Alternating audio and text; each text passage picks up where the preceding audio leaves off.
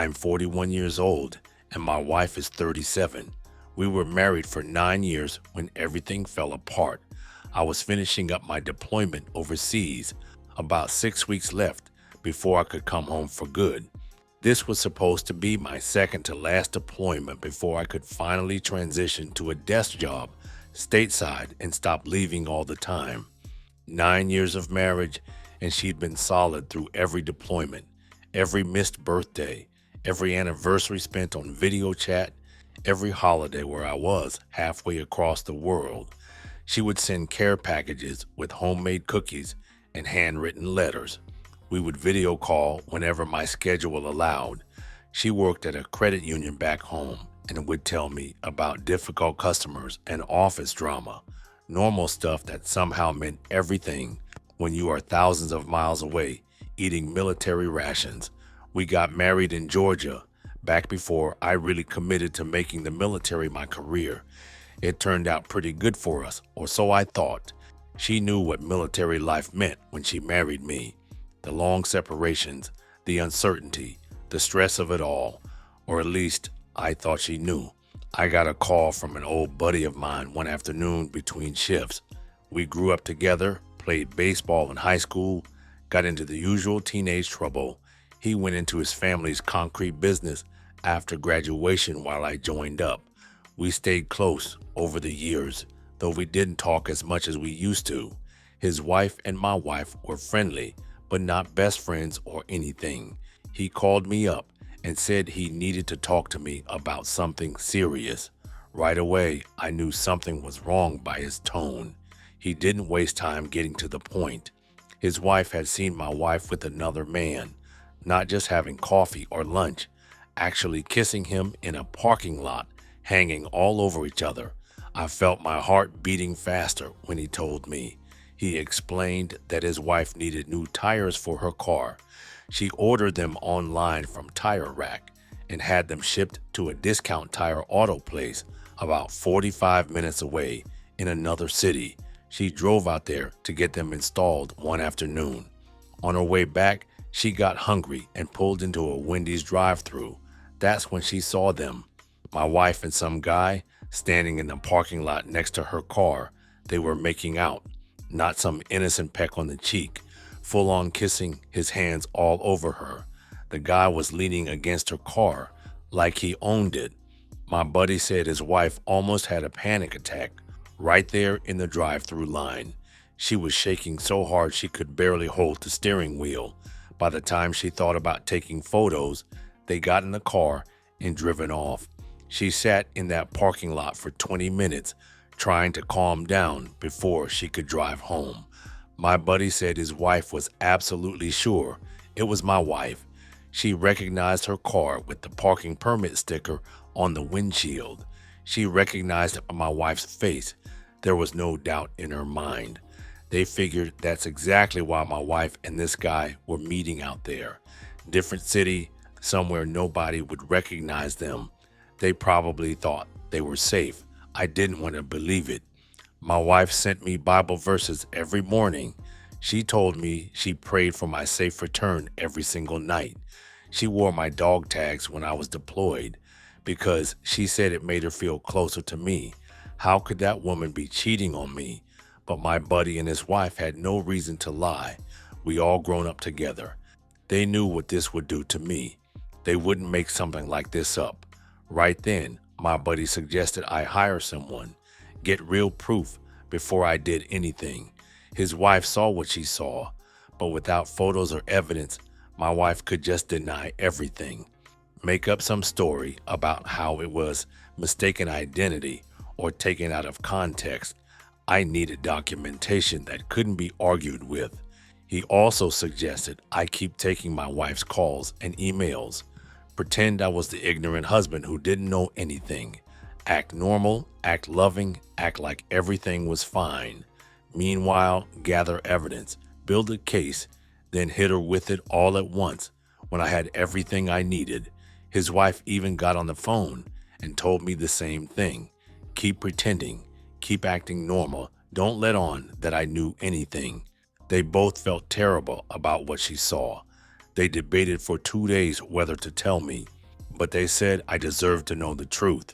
They offered to let me stay with them when I got back from deployment. They had a huge house with plenty of room. He retired from the military 2 years ago, and his wife had also retired after doing her 20 plus years. They just celebrated their 27th wedding anniversary. They understood what military life was like, what deployments did to relationships, what it meant to have your trust shattered from thousands of miles away. They said I could stay with them as long as I needed to. That night, I called my wife like I always did. She answered on the second ring, sounding cheerful and relaxed. She asked about my day and told me about hers. Work had been busy. She'd stayed late to help close out the month's transactions. Her manager brought in pizza for everyone. She sounded so normal. She said the house felt empty without me and that she was counting down the days until I came home. Only 6 more weeks. I wanted to believe her so badly. I wanted my buddy's wife to be wrong, but I knew she wasn't. Over the next few days, I contacted the private investigator my buddy had recommended, former military guy who'd been doing this kind of work for 15 years. He worked on quite a few deployment cases, said it was more common than people thought. Something about the distance, the stress, the loneliness. People make bad choices. He said if my wife was seeing this guy regularly, he should have clear evidence within 2 to 3 weeks. Photos, video, documentation of their meetings. If they were going to hotels, he could get that. If the guy was coming to my house, he could document that. The goal was to get evidence that would hold up in court. No ambiguity, no room for alternative explanations. I told him we got married in Georgia. I had already looked up the laws. Georgia recognizes adultery as grounds for divorce. The investigator said I definitely wanted solid evidence then. Georgia courts take infidelity seriously, especially in military cases. The fact that I was deployed serving my country while she was doing this would look even worse in front of a judge. I gave him all the information he needed. My wife's work schedule, her car description, our home address, the location where my buddy's wife had spotted them. He got to work immediately. The next 3 weeks were absolute hell. Almost every other evening, I would text her. We would video chat, and she would show me around the house, tell me about her day, ask about when I'd be home.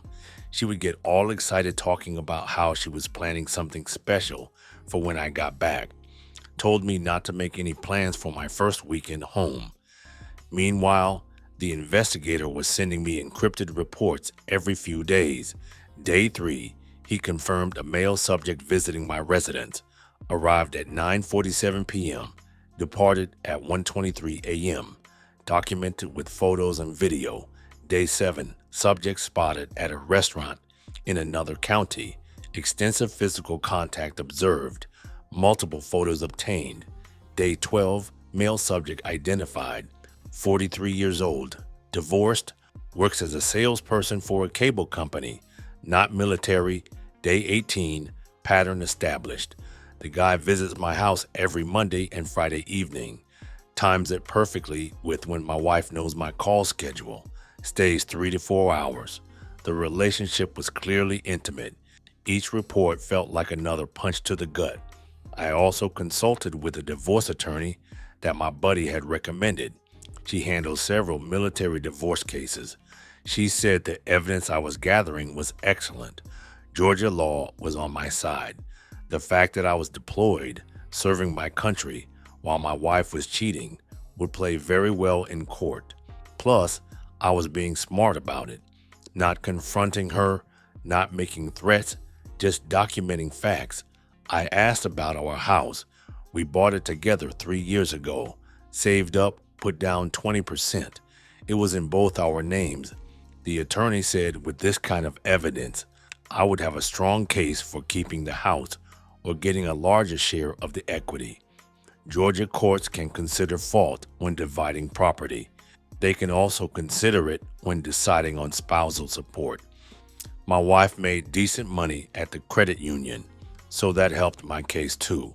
Made it harder for her to claim she needed alimony, but with adultery proven, it would be almost impossible for her to get spousal support anyway. I was scheduled to come home in 2 weeks, but my wife didn't know my schedule had changed. The military had moved up my return date by 4 days. I would be stateside before she expected me. I told her the original date was still on. She had no reason to doubt me. The investigator's final report came in during my last week overseas. Full documentation complete, confirmed affair spanning minimum of 4 months, based mostly on witness statements and some of the surveillance. Multiple locations documented, sufficient evidence for legal proceedings. The guy had keys to my house, the house I was still paying the mortgage on from overseas.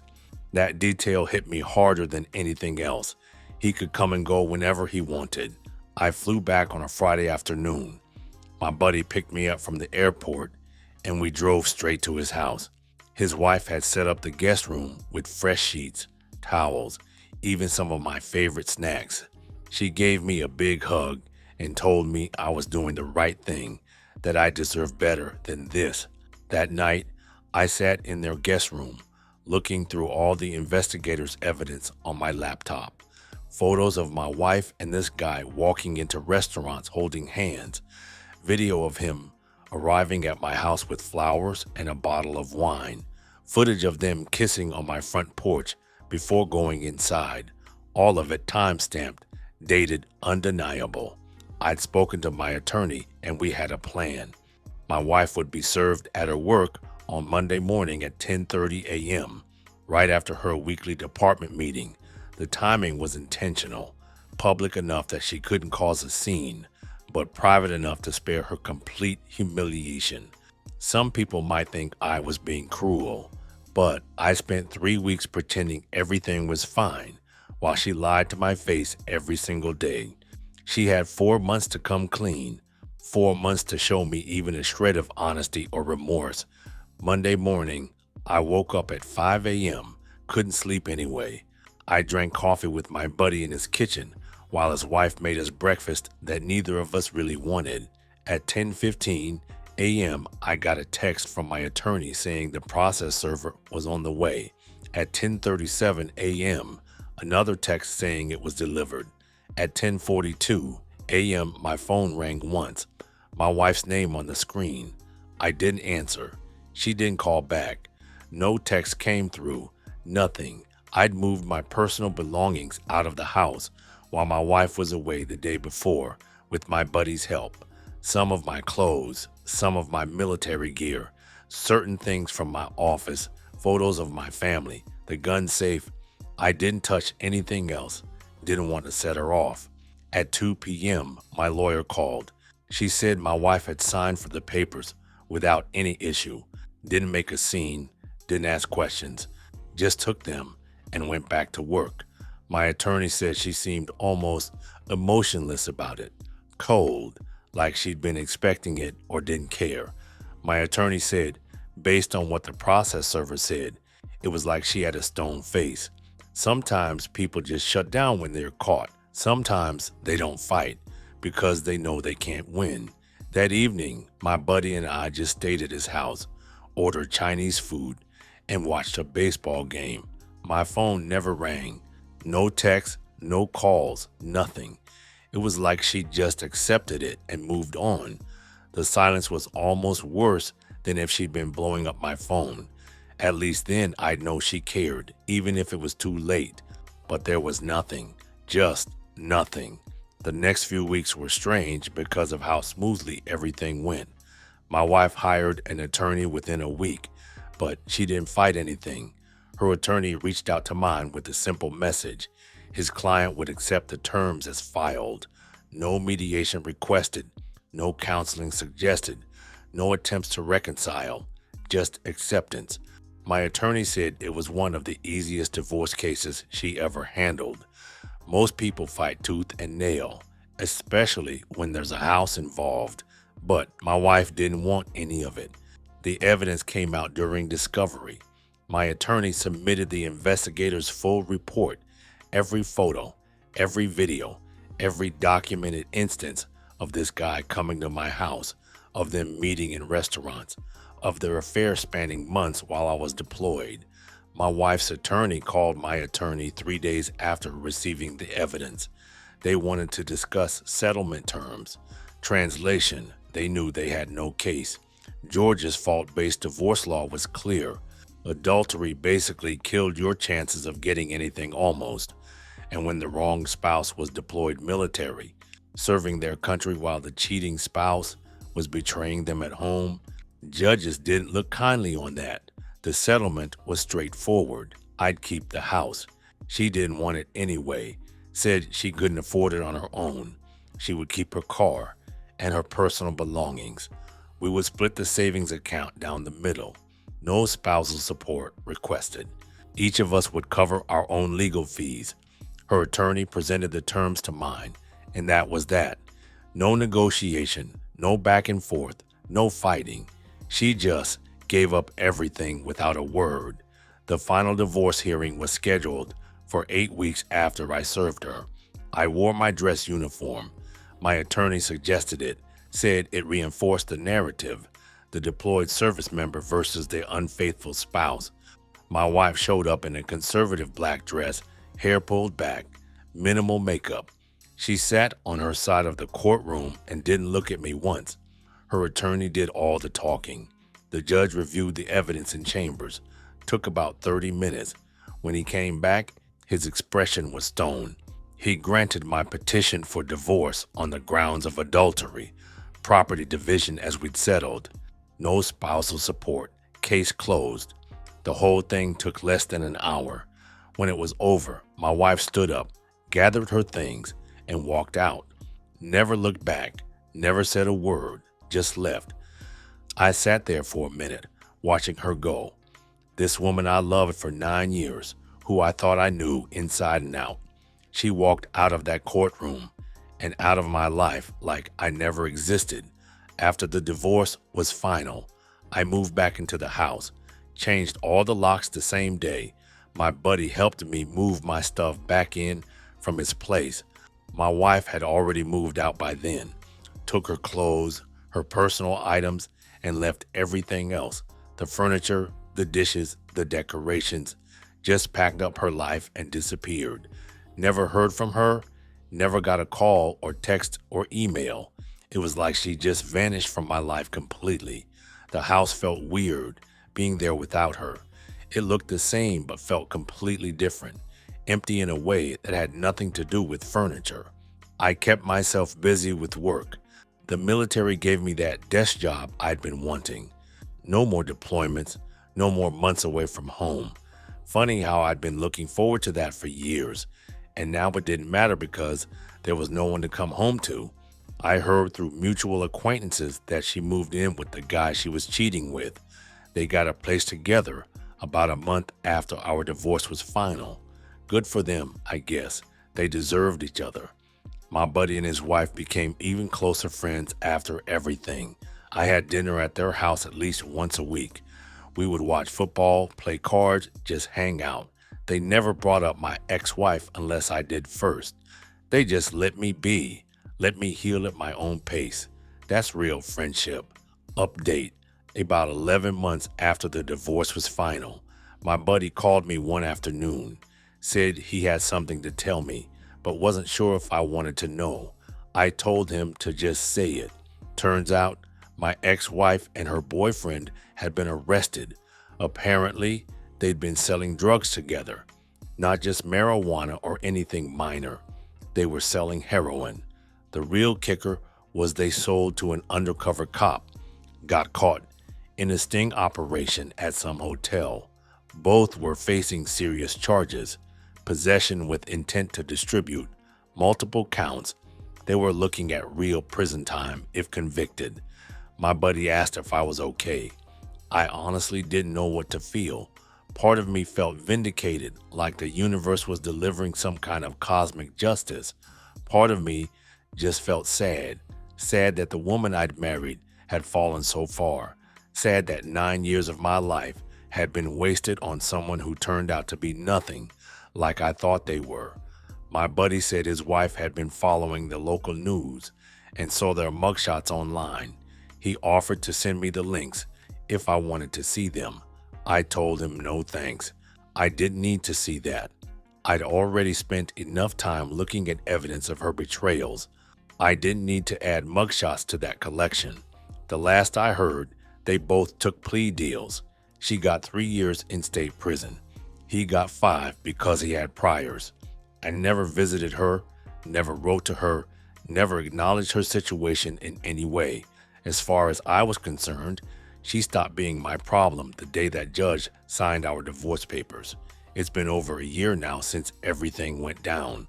I'm still in the house, still working my desk job, still trying to figure out what comes next. Dating feels impossible.